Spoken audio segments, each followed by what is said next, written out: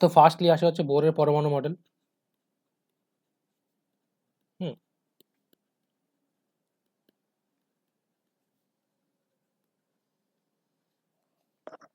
বোরের পরমাণু মডেলের স্বীকার্যগুলো ভালো করে দেখবা। দেখবা তিনটে মেনলি তোমাদের স্বীকার্য আছে, ঠিক আছে।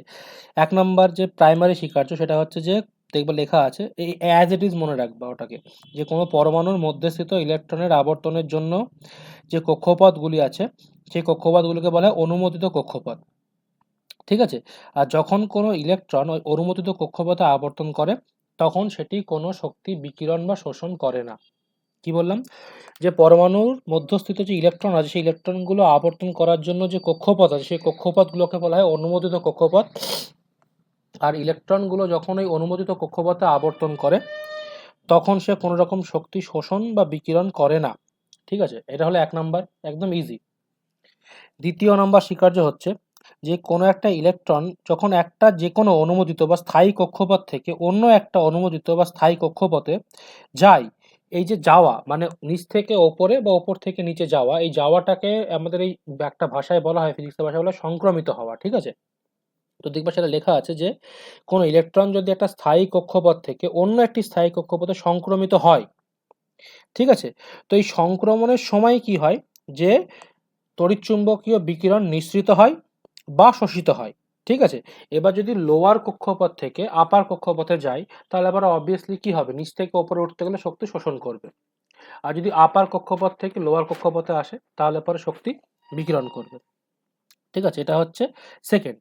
আর এই যে বিকিরিত শক্তি যেটার কথা বলছি, যে আপার থেকে লোয়ার বা লোয়ার থেকে আপার, সাপোজ নিচের কক্ষপথ হচ্ছে সাপোজ একটা, ধরো E1 আর একটা হচ্ছে E2 সাপোজ, বেশি কম এগুলো আমরা দেখেছি কোনটা বেশি কোনটা কম, তা এদের মধ্যে যে ডিফারেন্স মানে আপার থেকে লোয়ারে গেলে বা এবার যদি লোয়ার থেকে যদি আপারে যাই তাহলে পরে আমরা বলবো শক্তি শোষণ করছে, শক্তি নিয়ে ও লোয়ার থেকে আপারে গেল। আর যদি আপার থেকে লোয়ারে নামে তাহলে শক্তি বিকিরণ করবে।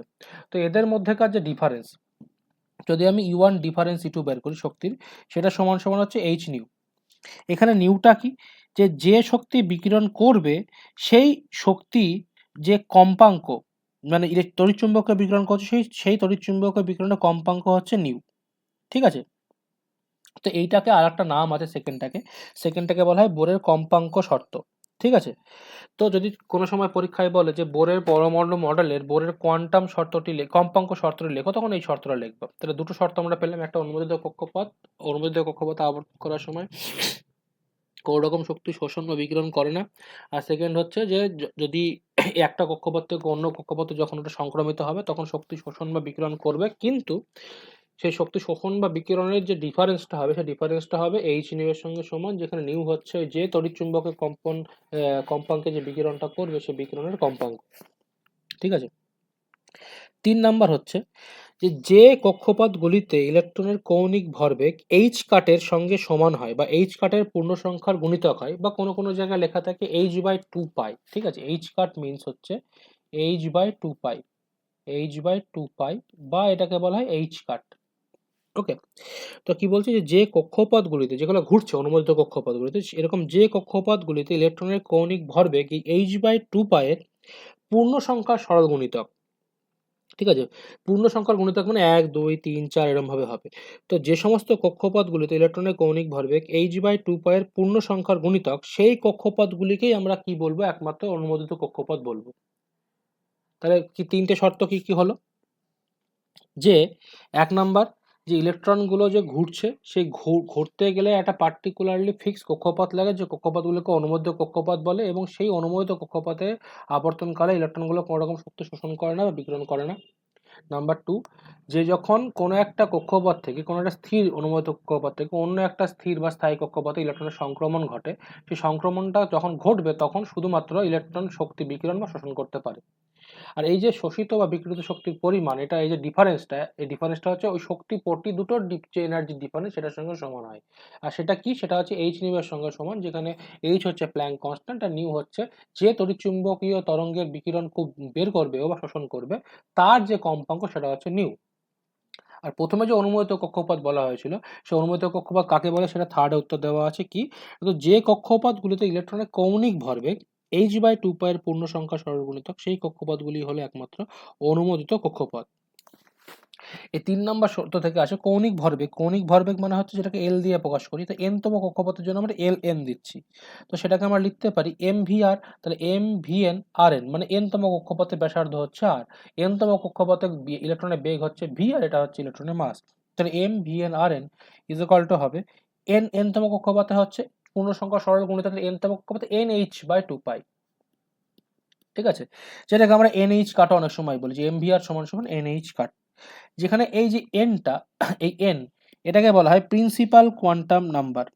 ঠিক আছে, বা বোর কোয়ান্টাম নাম্বার বলা হয়। পরবর্তী ক্ষেত্রে দেখবা যে এই এনটাকে বলা হয় মুখ্য কোয়ান্টাম সংখ্যা বা প্রিন্সিপাল কোয়ান্টাম নাম্বার। ঠিক আছে, আর এই অনুমোদিত কক্ষপথগুলোকে বোর কক্ষপথ বলা হয়, ইটিসি অনেক কিছু বলা হয়, সেগুলো দেখবা। তো এই প্রথম স্টার্টিংয়ে যেগুলো দেখবা তার মধ্যে এটা ওয়ান অফ দ্য ইম্পর্টেন্ট, যে বোরের পরমাণু মডেল, যেটা বুঝতে তোমাদের অসুবিধা হতে পারে। এটাকে অনেক কিছু পড়ি, সেগুলো তো দেখবাই। আমরা কি দেখলাম যে n-তম কক্ষপথের ক্ষেত্রে যখন আমরা ক্যালকুলেশন করছি, সেই পার্টিকুলার ক্যালকুলেশনে ৩ নাম্বার যে বোরের শর্ত, সেখানে বলা হচ্ছে যে ইলেকট্রনগুলো অনুমোদিত কক্ষপথ সেটাই হবে যে কক্ষপথে ইলেকট্রনের কৌণিক ভরবেগ দ্যাট ইজ mvr এটা h/2π এর পূর্ণ সংখ্যার গুণিতক হবে। এবং সেখান থেকে আমাদের n-তম কক্ষপথের জন্য ফর্মুলাটা আমরা কি বের করলাম যে vn যদি n-তম কক্ষপথের ব্যাসার্ধ হয়, আমি ডিটেলসে লিখছি না, হ্যাঁ ডিটেলসে খাতায় লেখা আছে, vn যদি n-তম কক্ষপথে ভেলোসিটি হয়, rn যদি n-তম কক্ষপথে ব্যাসার্ধ হয়, তাহলে mvn/rn হচ্ছে nh/2π। এটা আমরা ৩ নম্বর কোয়ান্টাম শর্ত থেকে পেলাম, যেখানে n হচ্ছে প্রিন্সিপাল কোয়ান্টাম নাম্বার, যেগুলো পূর্ণ সংখ্যা হবে অবভিয়াসলি 1 2 3 ডট ডট ডট যা হতে পারে। এখান থেকে যদি আমি vn-টা বের করে রাখি, তাহলে পরে কি পাবো, nh/2π m/rn। এই শেষটা কোনো জায়গায় অসুবিধা হলে পরে বলবি, ঠিক আছে। এখান থেকে যদি যদি vn স্কোয়ার বের করি, তাহলে কি হবে, n square h square by 4 pi square m square rn square. Okay, তো এটা আমরা ১ নম্বর সমীকরণ দিয়ে রেখে দেব। এবার আমরা যদি এক্ষেত্রে যদি আমরা বের করতে চাই কি অ্যাকচুয়ালি কনসেপ্টটা কিরকম হয় সেটা দেখো। প্রথমে সেন্টারে থাকে হচ্ছে নিউক্লিয়াস, এর আশেপাশে ইলেকট্রনগুলো কি করে প্রদক্ষিণ করে, রাইট। তো এই যে সেন্টারের যে নিউক্লিয়াস আছে, এর মধ্যে কি কি থাকে, এর মধ্যে থাকে হচ্ছে নিউট্রন আর প্রোটন, যেখানে নিউট্রন হচ্ছে চার্জলেস। এবার প্রোটনের যদি আমরা ধরি যে পরমাণু যে ক্রমাঙ্ক সেটা ধরি জেড, তাহলে টোটাল প্রোটনের চার্জ কত হবে, কারণ ইলেকট্রনের চার্জ হচ্ছে ই, তাহলে এর বাইরে ইলেকট্রনগুলো এভাবে ঘুরছে, ঠিক আছে, যার চার্জ হচ্ছে ই, অবভিয়াসলি এখানে মাইনাস ই নেগেটিভে। এর সাথে যে সেন্টার পয়েন্টে আছে সেটা হচ্ছে প্রোটন আর নিউট্রন, যার মধ্যে নিউট্রন চার্জলে যদি জেড তার পরমাণু ক্রমাঙ্ক হয়, তাহলে হবে Z E plus Z E ভেতরে, তাহলে ভেতরে প্লাস জেড ই আধান আর ওর বাইরে আছে ই আধান, তাহলে এদের মধ্যে কি হবে, একটা প্লাস আর মাইনাসের মধ্যে আকর্ষণ বল কাজ করবে। তাহলে আমি ধরলাম যে ইলেকট্রনটা n-তম কক্ষপথে ঘুরছে, যে n-তম কক্ষপথে ব্যাসার্ধ আমাকে নির্ণয় করতে হবে, এই ব্যাসার্ধটা আমাকে বের করতে হবে, এবং এই ব্যাসার্ধটা আমি ধরলাম যে rn। এবার প্রথমে আমি n-তম কক্ষপথের ক্ষেত্রে ইলেকট্রনটা যে বেগে ঘুরছে সেই বেগটা আমি ধরেছি হচ্ছে vn, এবং vn বেগে প্রদক্ষিণ করছে, এবং তার জন্য আমরা vn স্কোয়ার এটা বের করে রাখলাম যে vn স্কোয়ার সমান n square h square divided by 4 pi square m square rn।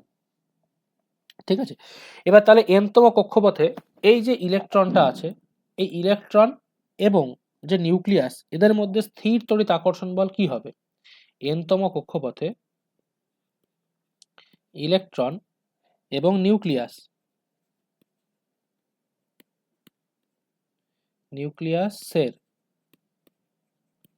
মধ্যে স্থির তড়িৎ আকর্ষণ বল কি হবে, 1/4 pi epsilon naught F1 F2 by R square, ওটা হবে যে ওটা হ্যাঁ, করতে তো হবে মানে 1/4 পাই এপসাইলন নট, প্রথমে হচ্ছে জেড হচ্ছে প্লাস আধান, হ্যাঁ, আর একটা আর ই মাইনাস হচ্ছে মাইনাস, তাহলে ই একটা গুণ হবে, আকর্ষণ বল মানে আমি মাইনাস প্লাসটা বাদ দিচ্ছি, নেগেটিভে আসবে, তার জন্য আকর্ষণ বল হবে, ঠিক আছে। তাহলে Z into E divided by এখানে নিচে কি হবে, আর এন স্কোয়ার, এটা হচ্ছে স্থির তড়িৎ আকর্ষণ বল। আর আমরা এটা আমরা পেলাম যে নিউক্লিয়াসের মধ্যে স্থির তড়িৎ আকর্ষণ বল হচ্ছে এটা, স্থির তড়িৎ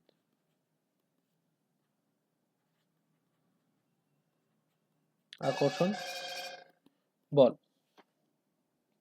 ঠিক আছে, এবার আমরা জানি যে এই ইলেকট্রনটা এই নিউক্লিয়াসের চারিদিকে কি হচ্ছে, তোমার সার্কুলার পথে ঘুরছে। আর যদি যে কোনো দুটো পার্টিকেল, যদি মানে একটা পার্টিকেলকে সার্কুলার পথে ঘুরতে হয় তাহলে পরে একটা বল কাজ করে, সেটা হচ্ছে কি অভিকেন্দ্র বল।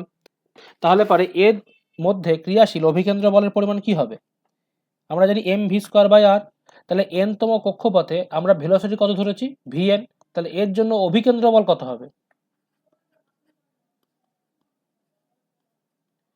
অভিকেন্দ্র বল হবে M V N square by R N, right. তাহলে M V N square by R N এটা হচ্ছে অভিকেন্দ্র বল। এবার এই দুটো সমান যখন হবে, স্থির তড়িৎ আকর্ষণ বল এবং অভিকেন্দ্র বল, তখনই তো ওই বস্তুটা তোমার কি হবে, অভিকেন্দ্র মানে বৃত্তাকার পথে ঘুরবে। মানে এই যে অভিকেন্দ্র বলের যোগানটা কে দেবে, স্থির তড়িৎ আকর্ষণ বলে এটা। তাহলে পরে আমরা কি বলতে পারি যে এই দুটো ইকুয়েশন পরস্পর সমান। তাহলে 1/4πε0 Z square by R N square is equal to হচ্ছে M V N square by R N. ঠিক আছে, তাহলে এখান থেকে যদি আমি সেম ভাবে ভি এন স্কোয়ারটাকে বের করে নিই, তাহলে কি পাবো, 1/4πε0 ওপরে চলে যাচ্ছে জেড স্কোয়ার আর নিচে একটা আর এন কাটছে, তাই তো। তাহলে 1/4πε0 জেড স্কোয়ার বাই এম থাকছে একটা, আর এখানে নিচে একটা আর এন থাকছে, এম আর এন। ঠিক আছে, এটা তো এটা আমরা পেলাম 2 নাম্বার সমীকরণ। এদের পর্যন্ত কারোর কোনো কনফিউশন আছে কিনা জিজ্ঞেস করো। না স্যার, কোনো অসুবিধা নেই। অসুবিধা নেই তো, এক second hello. Hmm, well, that's a good news.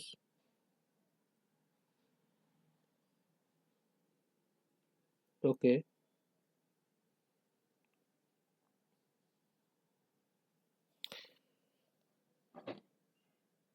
also I would like to know how your medical evaluation in Vellore is proceeding and whether there have been any significant findings regarding your leg condition.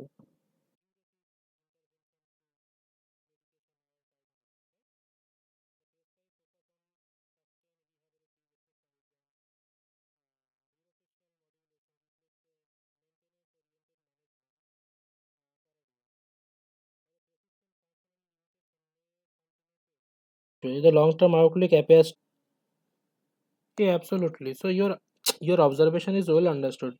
Given the current clinical equilibrium of your condition, strict adherence of disciplined lifestyle parameters like including your timely nutrition intake, complete avoidance of alcohol consumption, right diet, and maintenance of optimized sleep schedule and effective stress regulation appears essential to prevent any adverse functional impact, right? Yes, yes. So when you are expected to return from there? Okay, listen. You can call me up in 10:30.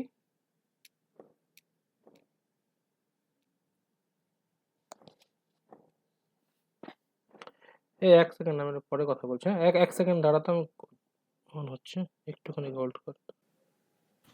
একদম।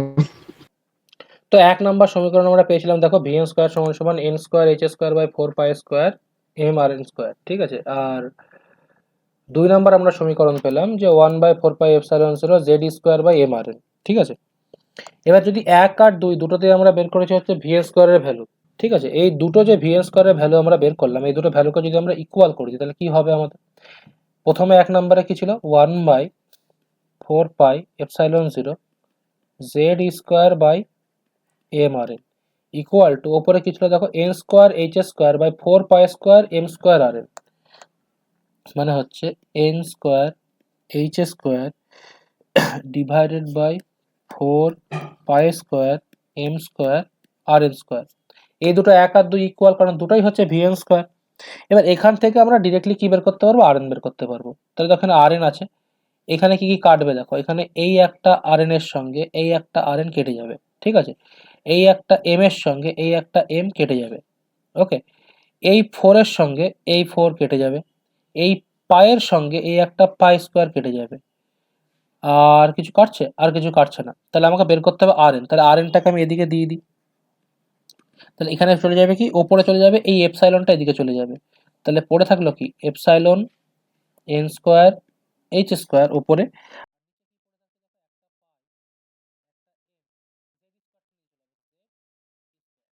তাহলে পাই M Z square. তাহলে এখান থেকে আমরা value পেয়ে গেলাম হচ্ছে আর N এর।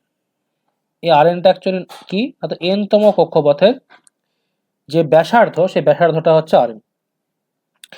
ঠিক আছে, এবার এটা আমরা জেনারেলাইজ ইকুয়েশন পেলাম যে epsilon is R N is equal to epsilon 0 N square H square by pi M Z square.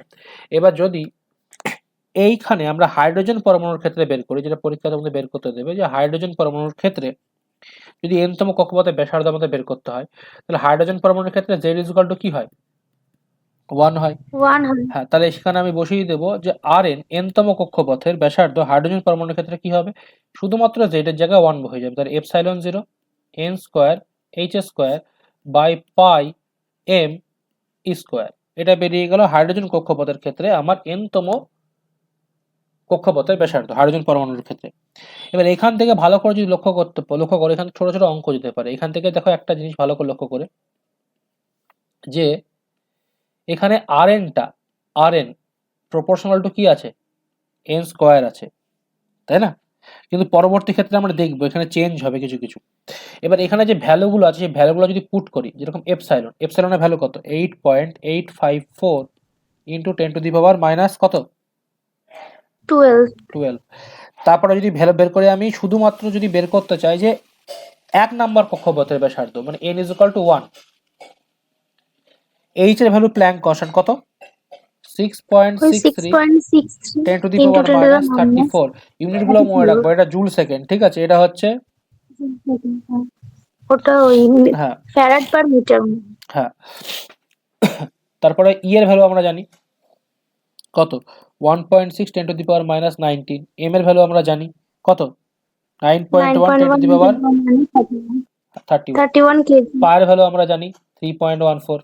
ঠিক আছে, এই ভ্যালুগুলো যদি আমরা পুট করে দিই তাহলে আমরা এক্স্যাক্ট ভ্যালু পেয়ে যাব যে আর এন এর ভ্যালু এক্স্যাক্টলি কত, এবং সেখান থেকে কত বেরোয় আমাদের আর এন এর ভ্যালু মান বসিয়ে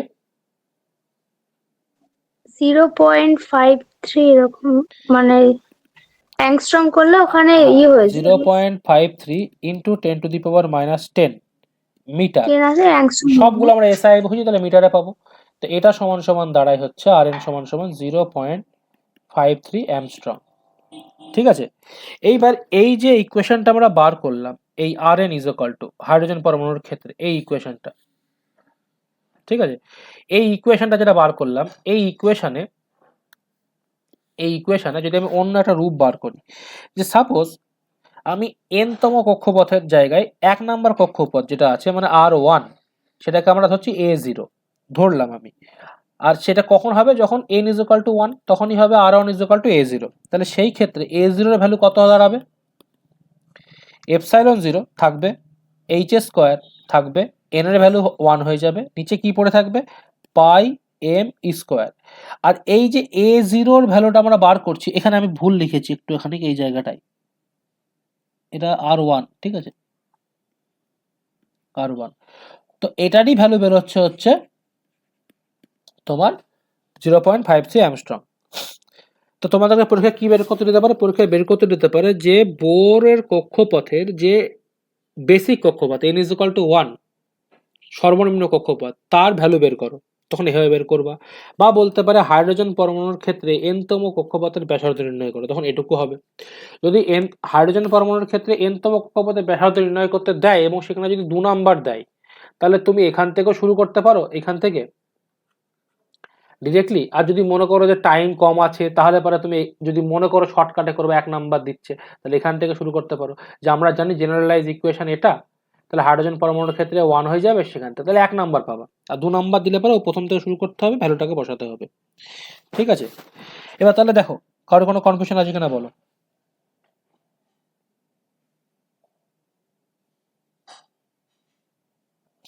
আশা করি নাই। এবার দেখো এখানে দুটো ইকুয়েশন আমরা পেয়েছি, একটা হচ্ছে এই equation Rn is equal to epsilon 0 n square h square pi m square, আর একটা আমরা পেলাম এই ইকুয়েশন এটা, ঠিক আছে, a0 is equal to epsilon 0 h square divided by pi m square। এই দুটো ইকুয়েশনকে যদি আমরা কম্পেয়ার করি তাহলে পরে আমরা একটা ভ্যালু পাচ্ছি, সেটা কি পাচ্ছি, যে Rn is equal to n square a0, যেখানে a0 এর ভ্যালু হচ্ছে কি 0.53 অ্যামস্ট্রং, এবং এই ফরম্যাটেই আমরা বের করতে পারি। এবং এর জন্যই আমরা পাশে লিখেছিলাম যে Rn প্রপোর্শনাল টু, এই যে Rn proportional to n square, এবং খুব সহজে আমরা বার করতে পারি।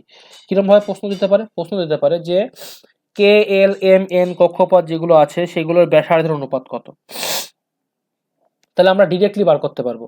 যেহেতু সবগুলোর ক্ষেত্রে এ জিরোটা সমান, যদি আমাকে বলে কে আর কে আর এল এ কে এল এম, ঠিক আছে, বা এন, এর অনুপাতগুলো কত, তাহলে আমরা বের করতে পারবো। এখানে সবগুলো এ জিরো সমান, তাহলে হবে কি এখানে 1 square into a zero is to 2 square into a zero is to 3 square is to a zero into 4 square into a zero, so one চলবে।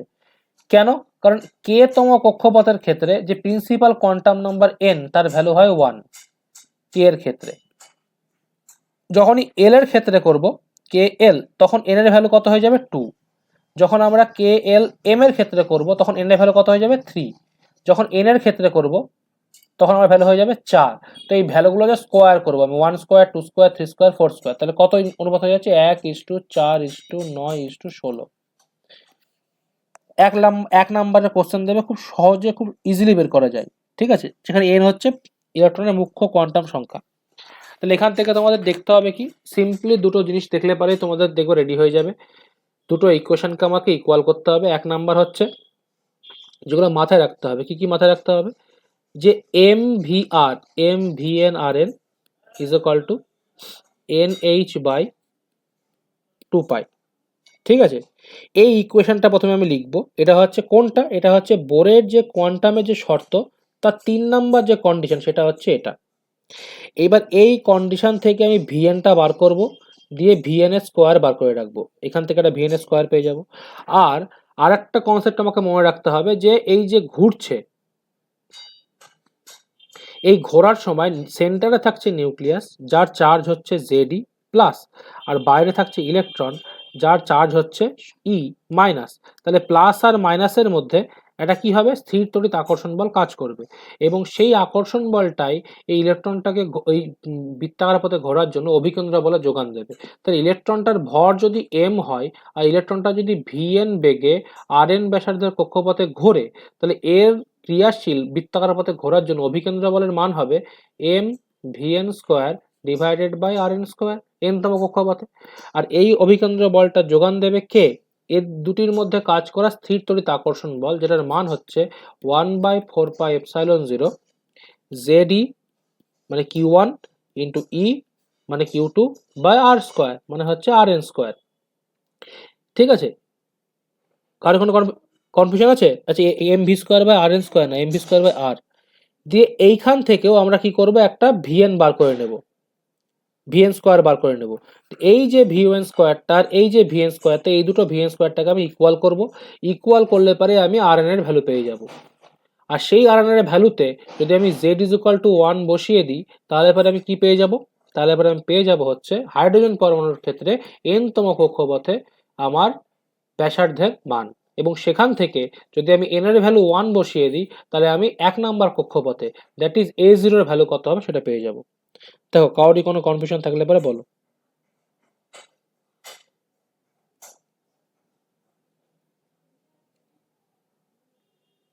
আরে কেউ আছিস না চলে গেছিস? আমি বেকারই বকছি। হ্যাঁ আছি। আছিস, তাহলে বল মুখে কি আছে তোর। এটা হচ্ছে মেজর একটাই এন তম কক্ষপথের ক্ষেত্রে। যদি কনফিউশন না থাকে তাহলে আমরা ইলেকট্রনের মোট শক্তির রাশিমালাটা দেখবো। একইভাবে আমাদের মোট শক্তির রাশিমালা বের করতে দিতে পারে, যে এন তম কক্ষপথে ইলেকট্রনের মোট শক্তি কত হবে। তাহলে এন তম কক্ষপথে ইলেকট্রনটা, প্রথম কথা এন তম কক্ষপথে ব্যাসার্ধ হচ্ছে Rn, ইলেকট্রনটা ঘুরছে হচ্ছে Vn বেগে, ইলেকট্রনের ভর হচ্ছে m। তাহলে পরে n তম কক্ষপথে ইলেকট্রনটার গতিশক্তি দ্যাট ইজ ই কাইনেটিক সেটা কত বেরোবে? Half m half into Vn square. Square. ঠিক আছে, এবার এই যে Vn স্কোয়ার ইকুয়েশনটা আমরা পেলাম, এইখানে এই যে m Vn স্কোয়ার, এই যে এটাকে আমরা কি লিখতে পারি?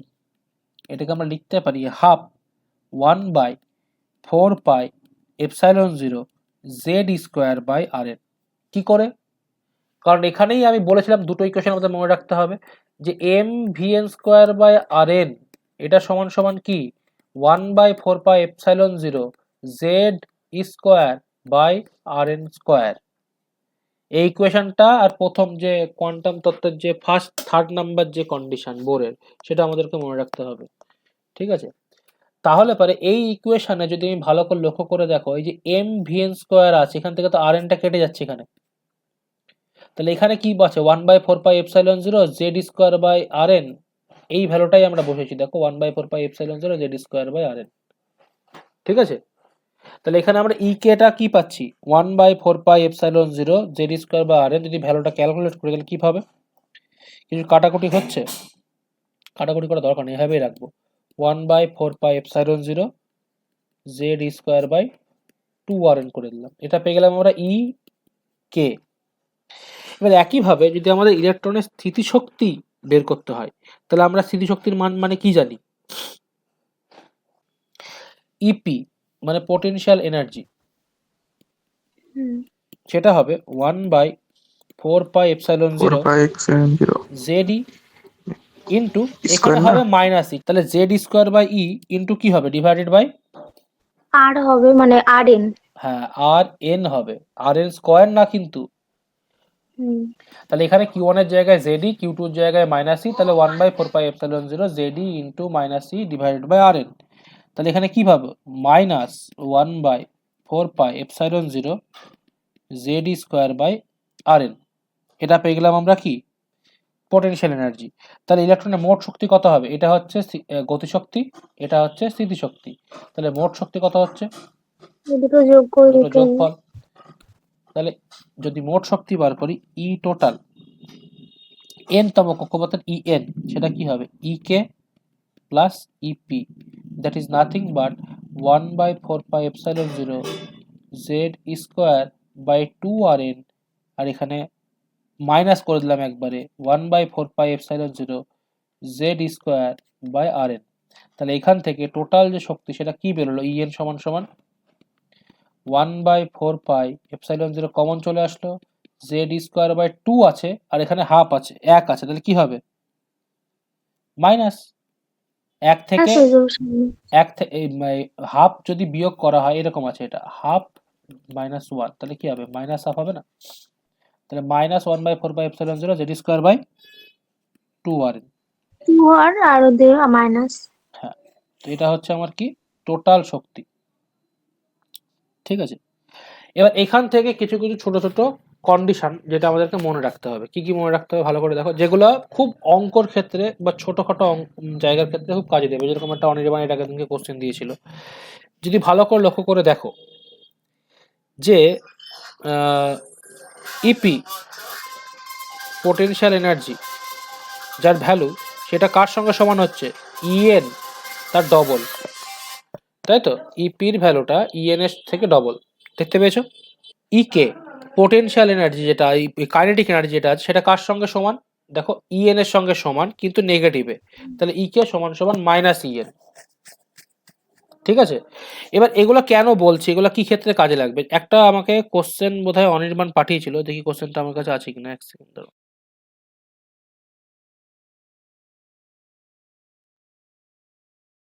রাইট, এটা পাঠিয়েছিল, দেখো এখানে বলেছে যে হাইড্রোজেন পরমাণুর প্রথম উত্তেজিত স্তরে শক্তির পরিমাণ -3.4 eV। ঠিক আছে, কি বলেছে? হাইড্রোজেন পরমাণুর প্রথম উত্তেজিত স্তরে শক্তির পরিমাণ -3.4 eV। ওই স্তরে স্থিতিশক্তি ও গতিশক্তি কত? কেউ বলতে পারবে কিভাবে হবে?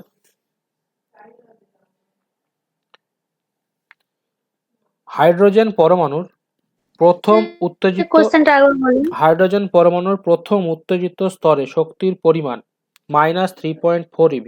ওই স্তরে স্থিতিশক্তি ও গতিশক্তি কত?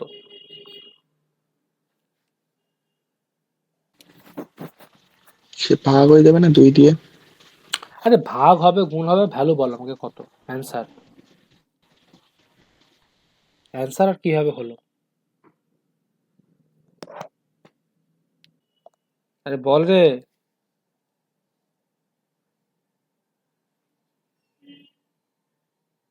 হ্যালো। আরে তুমি বলো, এদের দ্বারা হবে না কিছু। আরে এক লাইনের তো অঙ্ক বলেছে, হাইড্রোজেন পরমাণুর প্রথম উত্তেজিত শক্তির স্তরে শক্তির পরিমাণ সেটা বলে দিয়েছে -3.4। স্থিতিশক্তি গতিশক্তি কত? তাহলে মোট শক্তি বলে দিয়েছে -3.4, মানে আমার কি সাপ্লাই করা আছে? ইএন সাপ্লাই করা আছে। তাহলে ইপির ভ্যালু কত হবে? -6.8, কারণ ডবল ইপির ভ্যালু। আর ইকের ভ্যালু কি হবে? -ইএন, মানে +3.4।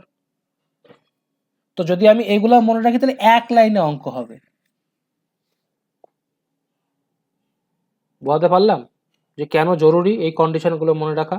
এরকম অঙ্ক টেস্ট পেপারে আসবে, পরীক্ষায় পড়বে। ফর্মুলা বহাতে থেকে যাবা, অঙ্ক বেরিয়ে যাবে, টাইম বেরিয়ে যাবে। একদম সিম্পলিফাইড ছোট্ট ছোট্ট অঙ্ক।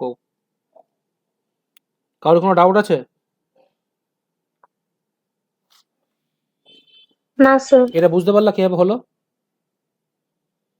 হ্যাঁ, বুঝতে পেরেছি। দেখো, এবার এখানে একটা আমাকে ফুলফিল একটা কন্ডিশন বের করে রাখতে হবে, যে টোটাল শক্তির রাশিমালা যেটা আমরা বার করেছিলাম। তাহলে পরে কি কি পেলাম আমরা? ইএন সমান সমান আমরা পেলাম হচ্ছে যে -1π4πε0। এটা নিচে নামিনি, দেখে দেখে লিখবো নাম। জেড স্কোয়ার, এটাকে আমি লিখছি এরকম ভাবে যে z²/2 ইন্টু 1/rn, এভাবে লিখলাম। দিয়ে আমি যদি এখানে rn এর ভ্যালুটাকে পুট করে দিই, যে 1-1/4πε0 into z²/2।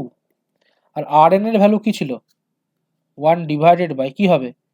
ε0 n²h² by by pi m m. Z square, কারণ এটা হাইড্রোজেন পরমাণু এখন আমরা লিখিনি। তাহলে পরে ইএন এর ভ্যালুটা কি বেরিয়ে গেল?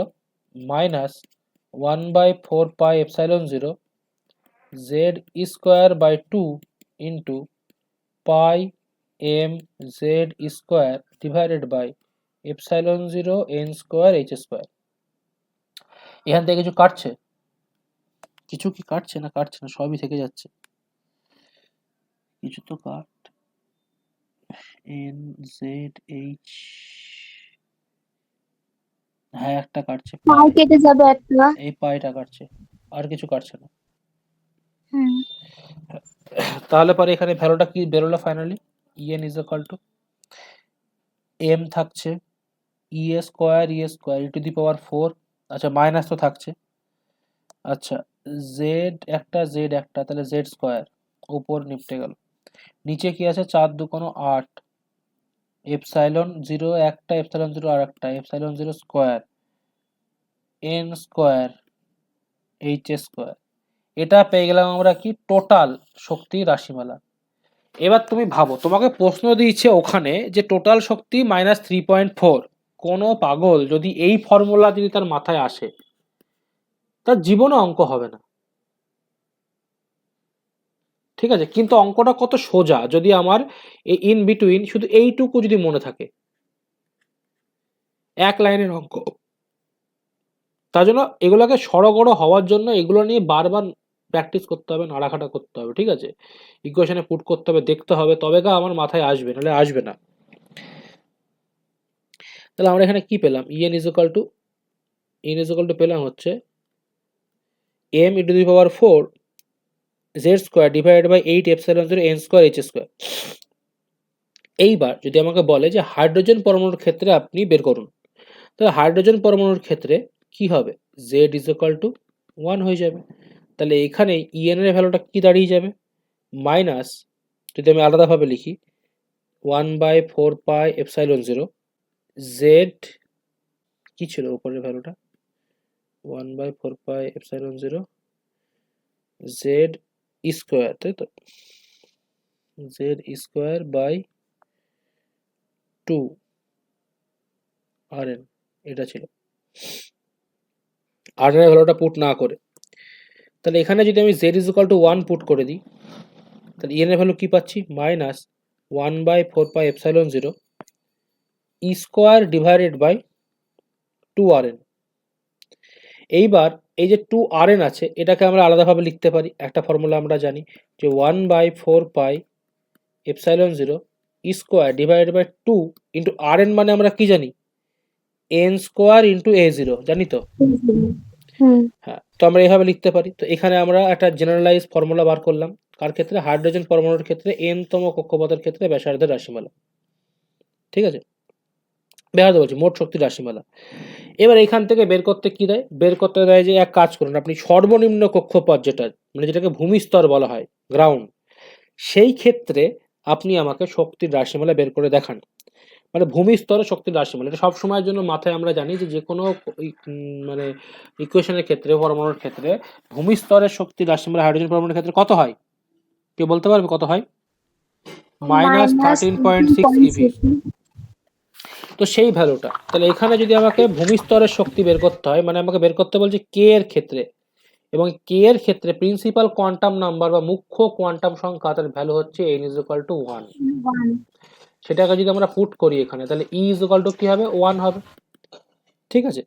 তাহলে E = 1 এর ভ্যালু কত বেরোবে -1/4πε0 স্কোয়ারের জায়গায় স্কোয়ার থাকবে, 2 এর জায়গায় 2 থাকবে, n স্কোয়ারের জায়গায় 1 বসে যাবে, এখানে বসবে a0। এবার এখানে যদি সব ভ্যালুগুলো আমরা পুট করে দিই 4πε² a0, ঠিক আছে, সবগুলো আমরা যদি SI এককে পুট করে দিই তাহলে আমাদের E1 এর ভ্যালুটা বেরোবে হচ্ছে -13.6 eV, ঠিক আছে। তার জন্য এখান থেকে তোমাকে বলতে পারে যে প্রমাণ করো যে হাইড্রোজেন পরমাণুর ভূমিস্তরের শক্তির রাশিমালা -13.6 eV, ঠিক আছে। এবার দেখো এখান থেকে কিছু কিছু জিনিস তোমাদেরকে মাথায় রাখতে হবে। কি কি জিনিস মাথায় রাখতে হবে? তাহলে আমরা পেলাম যে 1 নম্বর যে কক্ষপথ, সেই 1 নম্বর কক্ষপথে শক্তির রাশিমালা কত বেরোলো, এটা E1 = -1/4πε0 square by 2a0, right. এই যে ইকুয়েশনটা আমার বেরোলো এইটা, সাপোজ এটাকে A ইকুয়েশন দিলাম আর এটাকে আমি B ইকুয়েশন দিলাম, ওকে। এই দুটো ইকুয়েশনকে যদি আমি কম্পেয়ার করি তাহলে পারে কি আমাদের ফর্মুলা এখান থেকে বেরিয়ে আসে, এর ভ্যালুটা কি টোটাল, এই টোটাল ভ্যালুটা আর এই ইকুয়েশনটা, তাহলে En = আমি কি লিখতে পারি E1 divided by n square লিখতে পারি, কারণ এই টোটাল সবগুলোই এখানে আছে। এই ইকুয়েশনে যা ছিল 1/4πε0 আছে, আছে মাইনাস আছে, আছে স্কয়ার আছে, আছে 2 আছে, আছে a0 আছে, আছে a0 আছে, আছে শুধু এখানে n স্কয়ার পার্টটা উপরে ডিভাইড করা আছে, এখানে নেই। তাহলে En = E1/n স্কয়ার, ঠিক তো? হ্যালো, হ্যাঁ ঠিক আছে, বুঝেছি। হ্যাঁ হ্যাঁ ঠিক আছে। হ্যাঁ, তো এদের মধ্যে যদি আমি এখন কম্পেয়ার করি E1 এর ভ্যালু আমরা কত জানি -13.6 eV, তাহলে আমরা এখান থেকে একটা ফর্মুলা বেরিয়ে যায় যে En = -13.6 divided by n square. Very very important, যেরকম ওখানে 2E0 ছিল সেরকমই, একটু বাদে আমি দেখাবো এটা, ঠিক আছে। এটা বেরোলো। এইবার এর সাথে সাথে একটা ছোট্ট জিনিস এখানে আমাদের ইনক্লুড থাকে, সেটা হচ্ছে রিডবার্গ ধ্রুবকের একটা কনস্ট্যান্টের ভ্যালুটা, যেটার ভ্যালু হচ্ছে 109625, ঠিক আছে, সেন্টিমিটার ইনভার্স অবভিয়াসলি, ঠিক আছে। তো সেই যে রিডবার্গ ধ্রুবক সেখান থেকে আমাদের ভ্যালুটাকে একটু নিয়ে আসতে হবে এবং সেটাকে বের করে আমরা দেখবো সেখানটা ইকুয়েশনটা কিভাবে ফর্ম করে। তাহলে আমাদের এই যে ইকুয়েশনটা বেরোলো E1, সেই E1 ইকুয়েশনটা কি বেরিয়েছে দেখো, E1 = বেরিয়েছে -1/4πε0 স্কোয়ার ডিভাইডেড বাই 2a0। এবারে ইকুয়েশনটাকে যদি আমি এভাবে লিখি যে minus 1/4πε0 E²/2 into 1/a0। a0 এর ভ্যালুটা কত? Minus 1/4πε0 E²/2 1/a0। a0 এর ভ্যালু কত? a0 এর ভ্যালু হচ্ছে 0.53 ε0 h² Whole divided square. By pi M E square. এগুলো আগে কিন্তু তোদের ও মুখস্থ হয়ে যাওয়া উচিত ছিল, ঠিক আছে? তাহলে পরে এখান থেকে ভ্যালুটা আমার কি দাঁড়াচ্ছে? মাইনাস 1/4πε0 E²/2 উপরে চলে গেল pi M E square divided by ε0 into আমার h²। কিছু কাটছে? কিছু কি কাটছে? কিছু কাটছে না। পাইটা কাটবে তো। আচ্ছা, পাইটা কাটছে না। হ্যাঁ, এই পাইটা কেটে কাটছে। তাহলে ওপরে কি পড়ে থাকছে? ওপরে পড়ে থাকছে একটা এম, মাইনাসের জায়গায় মাইনাস, E² ইন্টু E² মানে e⁴। নিচে কি চলে আসবে? 4 2 8। ε0 কি হয়ে যাচ্ছে? ε0 স্কোয়ার। এখানে চলে আসছে h²। এবার এই যে ইকুয়েশনটা পেলাম, এই ইকুয়েশনের রিডবার্গ ধ্রুবক এটা কি পাচ্ছি আমি? এটা পাচ্ছি কিন্তু সবকিছু E1 এর ভ্যালু, ঠিক আছে? এই E1 এর ভ্যালুটাকে যদি আমি ওপর নিচে CH দিয়ে ভাগ করি আর গুণ করি, মানে আমি বলছি এখানে একটুখানি মনে রাখতে হবে এই জায়গাটা, যে 1/m⁴ divided by 8 ε0 square into h²। ওপরে আমি c ইন্টু h দিয়ে গুণ করব আর নিচে আমি c ইন্টু h দিয়ে ভাগ করব। তাহলে পরে এই ইকুয়েশনটা কি দাঁড়িয়ে যায়?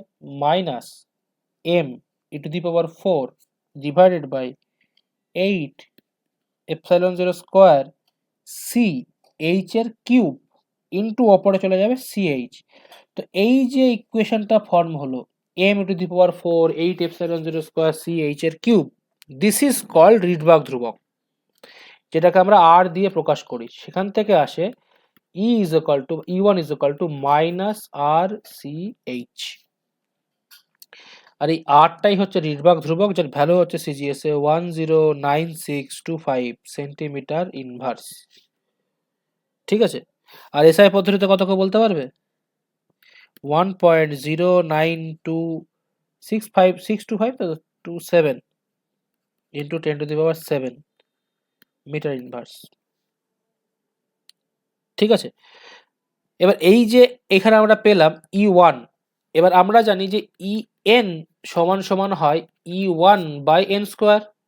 সেখান থেকে একটা ফর্মুলা বেরিয়ে আসে যে EN সমান সমান E1 সমান সমান আবার কি বলে মাইনাস RCH, তাহলে মাইনাস RCH/n², এটাও একটা ফর্মুলা বেরিয়ে আসে, ঠিক আছে?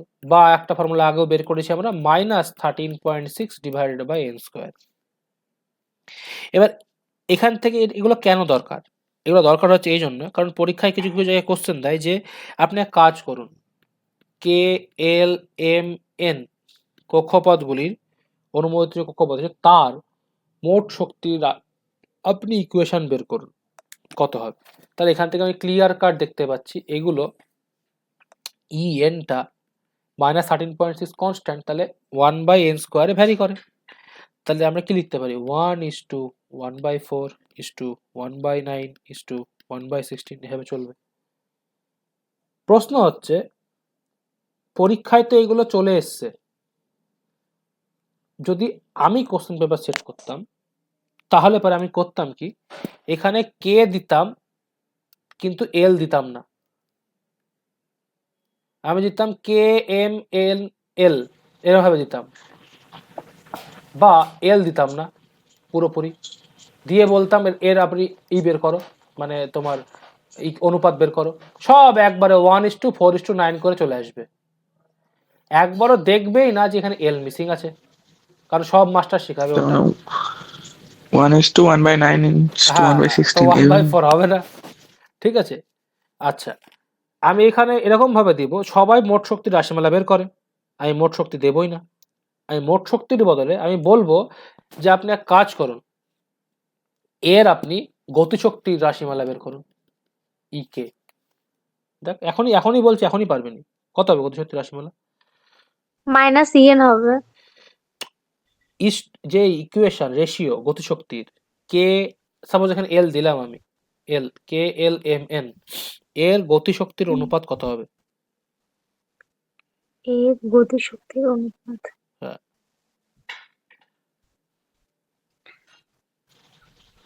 এক মিনিট বলছি। হ্যাঁ আমি 2 মিনিট 1 বলছি। বাই 2 বা 1/3। হ্যাঁ, হ্যাঁ, 1:1/2। হ্যাঁ।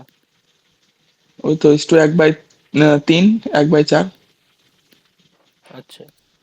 এটা কার? গতিশক্তি, তাই তো? হুম। আচ্ছা, কিভাবে বের করলি গতিশক্তি এটা? ওই en ইকুয়াল টু মানে en ইকুয়াল টু 1/n হয় না, সেখান থেকে। সবার ভুল। গতিশক্তির অনুপাত সেম হবে এটা। আচ্ছা। কারণ En is equal to minus EK. তো মাইনাস তো এমনি রেশিওতে আউট হয়ে যাবে, তো যা ভ্যালু আছে তাই হবে। যেই এখান থেকে মোট শক্তি বাদে গতিশক্তি বলে দেবে, সঙ্গে সঙ্গে বাস উল্টে গেল।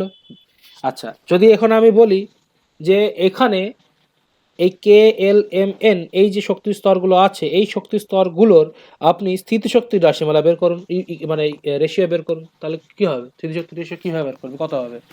ওটাকে 2 দিয়ে গুণ করে দিতে হবে।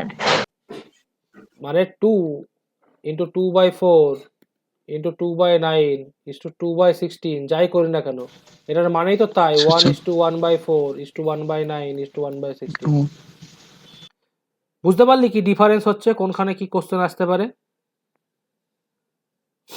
আশা স্যার করি এইগুলো তো গুলিয়ে যাচ্ছে।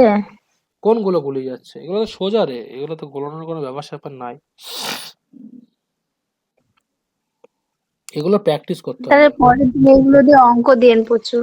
এগুলো প্র্যাকটিস করতে হবে, প্র্যাকটিস ছাড়া কোনো উপায় নেই, সলিউশন নেই এর প্র্যাকটিস ছাড়া। এখানে বিভিন্ন রকম কোশ্চেন দেয়, ঠিক আছে?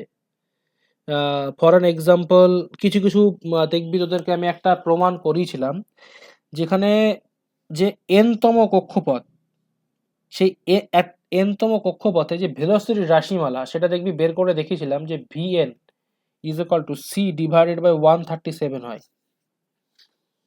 এবারে প্রমাণ করেছিলাম, দেখবি এটা লিখিয়েছিলাম বোধহয়, যে হাইড্রোজেন পরমাণুর ক্ষেত্রে অন্তরতম কক্ষপথ, মানে যেটা একদম ভেতরের কক্ষপথ, প্রথম কক্ষপথ যেটা, সেই কক্ষপথে ইলেকট্রনের যে বেগ, সেটা শূন্য মাধ্যমে আলোর বেগের 1/137 গুণ, মানে টাইমস।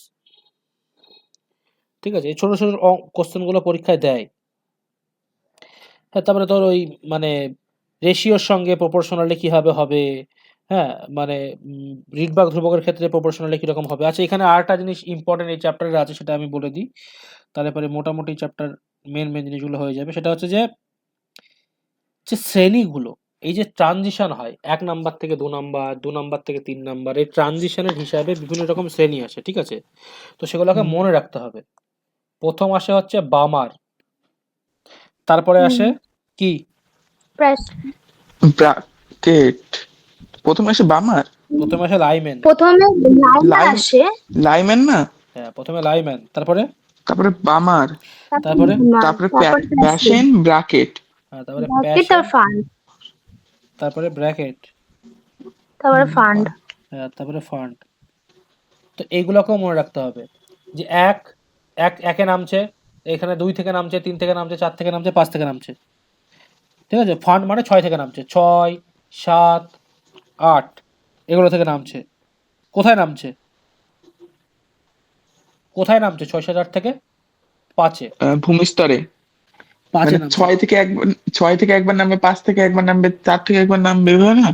ফান্ড কোথায় নামছে? কত নম্বরে নামে? সব খুঁয়ে ফেলেছিস নাকি গুলিয়ে? ও ফান্ড লাস্টে, লাস্ট 4 লাস্টে নম্বরে 1 2। নামছে না? 4 নম্বরে ও কেন দুই নামবে? থেকে একে নাম 2 থেকে 1-এ নামবে, হ্যাঁ। এ বাবা। লাইম্যান কত থেকে কত নামে? লাইম্যান কত নাম্বার ঘরে থাকে? 8। 2, হ্যাঁ। 3, 2 থেকে শুরু 4, হয়, 2 3 2, 4 3, 4-এ 5। নামে। 2, 3, 4 থেকে কোথায় নামে? 1-এ নামে।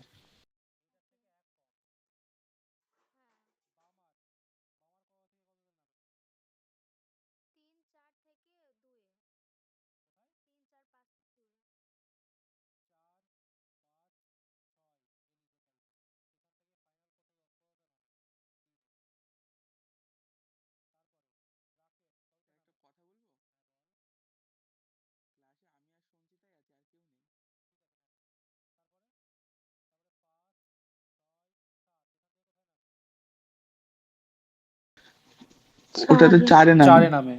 আর এখানে 6, 7, 8 এখান থেকে কোথায় নামে? 5-এ নামে। তো লাইম্যান, ব্রামার, পার্সেন, ব্র্যাকেট, ফান্ড এগুলো ভালো করে মনে রাখবি। ঠিক আছে, এখান থেকে কোশ্চেন দেয়। এবং এর যে ল্যামডা বের করার যে ফর্মুলাটা সেটা কি? 1/λ ইজ ইকুয়াল টু রিডবার্গ ধ্রুবক ইন্টু 1/ফাইনাল স্কোয়ার মাইনাস 1/ইনিশিয়াল স্কোয়ার। এইখানে ভ্যালু বসবে। এফ হচ্ছে এটা, ঠিক আছে, যেখানে নামছে, আর আই হচ্ছে এটা যেখান থেকে নামছে। ঠিক আছে, এটাকে ভালো করে খেয়াল রাখবি। আর এখান থেকে দেখবি বেশি তেমন কোনো কোশ্চেন দেবে না। এখানে ধর তোকে নর্মালি কোশ্চেন দিতে পারে যে তোকে বলে দেবে, হ্যাঁ রিডবার্গ ধ্রুবকের মান সব সময়ের জন্য দেখবি মোস্ট অফ দ্য জায়গায় সাপ্লাই করে দেয়। তবু চেষ্টা করি মনে রাখার যে 1097625, কোনো কোনো জায়গায় দেখবি 109737 দেয়, হ্যাঁ বিভিন্ন রকম ভ্যালু দেয়, 625 দেয়, এ বলে দেবে। সাপোজ তোকে বললো কোশ্চেনে, এখানকার কোশ্চেনগুলো এরকম দেয় যে হাইড্রোজেন পরমাণুর ক্ষেত্রে বামার শ্রেণীর দীর্ঘতম, বামারের ক্ষেত্রে বলছে, এটা লাস্টটা করে ছুটি দিয়ে দেবো, বামার শ্রেণীর দীর্ঘতম ও হ্রস্বতম তরঙ্গদৈর্ঘ্য নির্ণয় করো, বা দীর্ঘতম বা হ্রস্বতম অনুপাত নির্ণয় করো। কিভাবে হবে? বামার দীর্ঘতম আর হ্রস্বতম।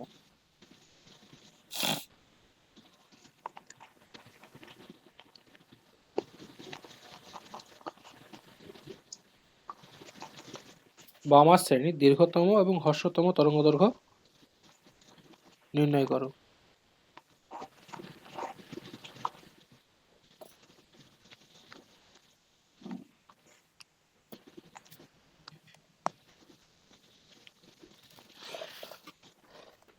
এটা লাস্ট, এটা কর দিয়ে ছুটি।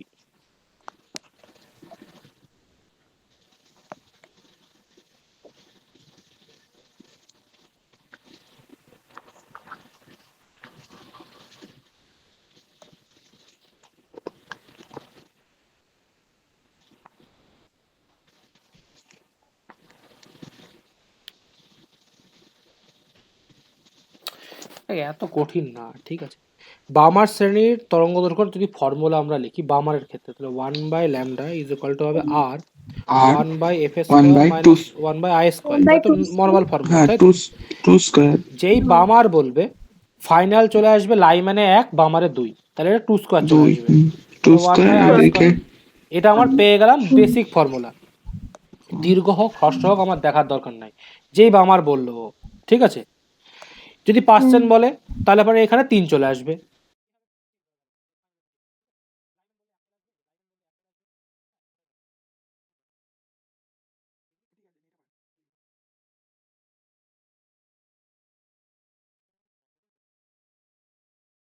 হ্যাঁ, লাইম্যান বামাটা তো 3 থেকে হতো। বামার 2-এ নামবে, লাইম্যান 1-এ। বামার 3 থেকে হয়, দিয়ে 2 নামে তো। হুম, পার্সেন্টে 3 হবে, প্যাশনে হ্যাঁ, হ্যাঁ, তারপরে প্যাশনে 3, ব্র্যাকেটে 4 4-এর হয় থেকে আর নামবে, 4-এর থেকে নামবে। বামারে 2, ব্র্যাকেটে এই যে ব্র্যাকেটটা মিস হয়েছে এখানে, এই যে এখানে। ব্র্যাকেটে ব্র্যাকেটে 4, 4। ফান্ডে 5। আচ্ছা, এবার ঠিক আছে, 6, 7, 8 এর 1 কম, তাহলে এটা হবে 3 আছে তো, 6 এটা 3 আছে, তাহলে এটা হয়ে যাবে 4-এর থেকে নামবে। 4, 5, 6। এটা 2 আছে, এটা 5 তাহলে থেকে হবে 3, 4, 5, 6। এখানে হবে 4, তাহলে পরে 5, হবে 6, 7। 5, 6, 7। 1 বেশি, তাহলে 5, 6, 7, তাই না? 6, 7, 8। হ্যাঁ এবার ঠিক আছে। হ্যাঁ তাহলে 2 হয়ে গেল। এবার আমাকে কি বলেছে? বামার শ্রেণীর হ্রস্বতম আর দীর্ঘতম তরঙ্গ দৈর্ঘ্যের অনুপাত। তাহলে যেই আমার বলবে যে দীর্ঘতম তরঙ্গ দৈর্ঘ্য, দীর্ঘতমর ক্ষেত্রে এর ভ্যালুটা ইনভার্সে আছে, তাহলে আমাকে এই ল্যামডা ভ্যালুটাকে বড় করতে হবে। তাহলে এইখানে যত ছোট হবে তত বেশি হবে, নাকি বড় হলে বেশি হবে? কোনটায় দীর্ঘতম পাওয়া যাবে? যত ছোট হলে তো বড়টা পাবে। যত আমি এখানে ভ্যালুটা ছোট রাখবো তত হ্যাঁ, ওই তত তো ওভারঅল পাওয়া তত যাবে। ওই ওভারঅল ভ্যালুটা এটা বড় হবে, রাইট? হুম, হুম হুম তাহলে এটাকে যদি ভালো করে বোঝার চেষ্টা কর, এই আয়ের ভ্যালুটা যত ছোট রাখবো তত এই ডিভাইডেশনের ভ্যালুটা কি হবে, বড় হবে। মানে আমি বলছি যে আয়ের ভ্যালুটা একবার 2 রেখেছি, 1/2, একবার 3 রেখেছি, একবার 4 রেখেছি। তাহলে আয়ের ভ্যালুটা যত ছোট হবে ততই ওভারঅল ভ্যালুটা কি হবে, বড় হবে। বড় হয়ে যাবে। আর যত এই ভ্যালুটা বড় হবে তত বিয়োগের ভ্যালুটা কি হবে, ছোট হবে। বড় হলে তো ছোট ছোট হয়ে যাবে এটা। বিয়োগের ভ্যালুটা ছোট হবে। আর যত বিয়োগের ভ্যালুটা ছোট হবে সেটাকে ইনভার্স করলে পরে তত বেশি বড় পাওয়া যাবে। হুম, মানে আমার ল্যামডাটা বড় হবে। বুঝতে পারলাম? হুম তাহলে পরে যদি আমাকে বের করতে বলে দীর্ঘতম তরঙ্গদৈর্ঘ্যের মান, তাহলে দীর্ঘতম তরঙ্গদৈর্ঘ্য কিভাবে বার করব? 1 by ওই r into 1/2 square minus 1/3 square. Exactly মানে 1/3 হবে। স্কোয়ার। তাহলে আর ইজ ইকুয়াল টু চলে আসবে 1/2 স্কোয়ার মাইনাস 1/3 স্কোয়ার, তাই 1/λ। লাস্টে তাহলে যদি আমি লাস্টে গিয়ে 6561 বেরোচ্ছে। ল্যামডা যদি এই হিসাবে বার করতে কত হচ্ছে, 3 তারিখে 9 আর 4 9 36, ওপরে 36, নিচে 3 আর 2 5, তাহলে হ্যাঁ কত 36 বাই 5 বাই 5 বাই আর 5 এটা আমার বেরিয়ে গেল আমার ল্যামডার ভ্যালু দীর্ঘতমর ক্ষেত্রে। আর যখনই আমি হুম। হ্রস্বতম করবো কি হবে, যত নিচের ভ্যালুটা বড় হবে হ্যাঁ, ইনফিনিটিভ করে দিলে হয়ে যাবে। তাহলে পরে হ্রস্বতম হয়ে যাবে। তাহলে দ্যাট ইজ নাথিং বাট 1 ল্যামডার ভ্যালু কত বেরোবে একবারে বের করলে, করি না কত, 4 6561। 4/r simply. কোনটা? না। হ্যাঁ, বাকি তাই তো। ও আচ্ছা, আপনি ইয়েটা বলছেন, ক্ষুদ্রতমটা বলছেন। এটা হয়ে গেল দীর্ঘতম, হর্ষ এটা হয়ে গেল হ্যাঁ। ক্ষুদ্রতম। হুম এবার তোমাকে বলবো অনুপাত বের করো। তাহলে এই দুটো যদি অনুপাত করে দাও, এখানে আর আর কেটে যাবে, 4 দিয়ে কাটবা, 4 9 36, 9:5 বেরিয়ে যাবে অ্যান্সার। ঠিক আছে? তো এইগুলো যেন খেয়াল থাকে, হ্যাঁ, মানে নিজের হিসাবে যেন খাতায় আলাদাভাবে সেট করা থাকে যে হর্ষতম বললে পরে আমাকে কি লিখতে হবে, দীর্ঘতম বললে পরে আমাকে কি দিয়ে ভাগ করতে হবে, কারণ পরীক্ষা হলে বিশাল গোলাবে। আর এগুলো সলিড নাম্বার, হ্যাঁ, এখান থেকে নাম্বার একদম ছাকা নাম্বার আসবে। 2 নম্বরে আসবে তো 2 নম্বর। আরে সর্বনাশ, তুই কখন আসলি রে? 2 নাম্বার। এই 5 মিনিট হলো। অনেকক্ষণ ধরে